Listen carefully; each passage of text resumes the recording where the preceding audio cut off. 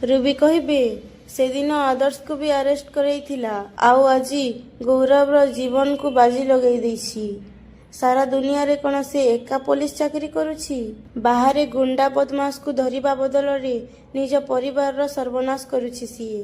ତାପରେ ଆନନ୍ଦ କହିବେ bus Ruby ଦିଦି, କଥାର ଅର୍ଥକୁ ଅନର୍ଥ କରି ଏ ଘରେ ଅଶାନ୍ତି ସୃଷ୍ଟି କରିବା ପାଇଁ ଚେଷ୍ଟା କରନ୍ତୁନି।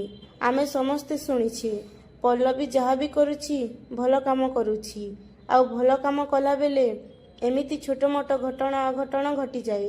ତାପରେ ମାୟା କହିବେ କିନ୍ତୁ ଦୁଃଖ ତ ଏଥିପାଇଁ ଲାଗୁଛି ମୋ ପୁଅ ତା ସ୍ତ୍ରୀକୁ ବଞ୍ଚେଇବା ପାଇଁ ମାଆକୁ ମିଛ କହିଛି ନା କ'ଣ ଆଦର୍ଶ? ତାପରେ ଆଦର୍ଶ କହିବେ ତମେ ଜାଣିପାରୁନ ମୁଁ କାହିଁକି ମିଛ କହୁଛି?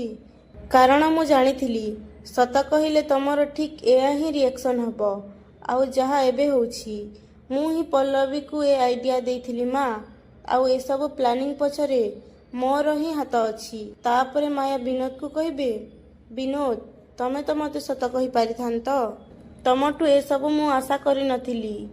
ତାପରେ ଆଦର୍ଶ କହିବେ ତମେ ଦାଦାଙ୍କୁ କିଛି କୁହନି ମା, କାରଣ ଦାଦାଙ୍କୁ ସତ ନ କହିବା ପାଇଁ ମୁଁ ହିଁ ରିକ୍ୱେଷ୍ଟ କରିଥିଲି।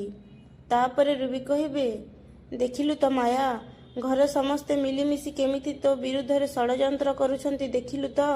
ମୁଁ ଜାଣିଥିଲି ଏଇଆ ହିଁ ହେବ। ଏସବୁ ବୋହୂମାନେ ଏମିତି ଘରକୁ ଆସୁ ଆସୁ ସ୍ୱାମୀକୁ ହାତ କରି ଆଗେ ମା ପାଖରୁ ଛଡ଼େଇ ଦିଅନ୍ତି, ତାପରେ ଘର ଭାଙ୍ଗନ୍ତି। ଯାହା ମୁଁ ଭୋଗୁଛି, ସେଥିପାଇଁ କହୁଛି ଯାହା ମୋ ସାଙ୍ଗରେ ହେଇଛି ତା ଯେମିତି ତୋ ସାଙ୍ଗରେ ନ ହଉ। ତାପରେ ଆନନ୍ଦ କହିବେ ରୁବି ଦିଦି, ଆପଣଙ୍କ ପୁଅ ବୋହୂ ସହିତ ମୋ ପୁଅ ବୋହୂକୁ କମ୍ପେୟାର କରନ୍ତୁ ନାହିଁ। ଦୁନିଆରେ ସବୁ ପୁଅ ବୋହୂ ହୁଏତ ଖରାପ ହୋଇଥାଇ ପାରନ୍ତି, କିନ୍ତୁ ପଲ୍ଲବୀ ଏ ଘର ପାଇଁ କ'ଣ କରୁଛି ଆଉ କ'ଣ କ'ଣ ବଳିଦାନ ଦେଇଛି ସେ କଥା ଆପଣଙ୍କ ଅପେକ୍ଷା ଆମେ ଅଧିକ ଜାଣିଛୁ। ଆପଣଙ୍କ ବୋହୂ ହୁଏତ ଖରାପ ହୋଇଥାଇପାରେ, କିନ୍ତୁ ଆମ ପଲ୍ଲବୀ ବିଲକୁଲ ନୁହଁ। ତାପରେ ରୁବି କହିବେ ହେ ଭଗବାନ, ତମକୁ କିଏ କହିଲା ଆନନ୍ଦ ମୋ ପୁଅ ବୋହୂ ଖରାପ? ଆରେ ମୋ ପୁଅ ବୋହୂ ତ ମୋତେ ପୂଜା କରନ୍ତି। ପୁଣି ଆନନ୍ଦ କହିବେ ଆଚ୍ଛା, ତାହେଲେ ତ ଆପଣଙ୍କୁ ଖୁବ୍ ଶୀଘ୍ର ସେମାନଙ୍କ ପାଖକୁ ଫେରିଯିବା କଥା ରୁବି ଦିଦି। ତାପରେ ନୀଲମ ରୁବିକୁ କହିବେ ମାମା, ଏଠି ମୁହଁ ଖୋଲି କାହିଁକି ନିଜର ବେଇଜ୍ଜତି କରୁଛ? ଚୁପଚାପ ରହ ଆଉ ନିଜର ସମ୍ମାନ ବଞ୍ଚାଅ।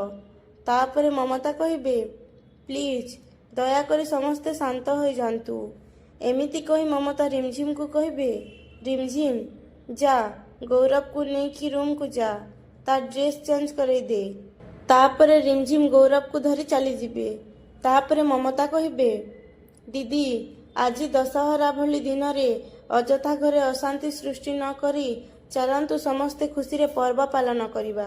ତାପରେ ମାୟା କହିବେ ମୁଁ ଜାଣିନି ପଲ୍ଲବୀ ଠିକ୍ କରିଛି କି ଭୁଲ, କିନ୍ତୁ ସିଏ ମୋତେ ମିଛ କହିବା ଆଉ ଆଜି ଦଶହରା ଭଳି ଦିନରେ ସିଏ ଯାଇ ବାହାରେ ରହିବା, ସେଥିପାଇଁ ଆଜି ମୁଁ ତାକୁ ଯେଉଁ ପନିଶମେଣ୍ଟ ଦେବି ସେ ପନିଶମେଣ୍ଟ ଭୋଗିବା ପାଇଁ ସିଏ ବାଧ୍ୟ।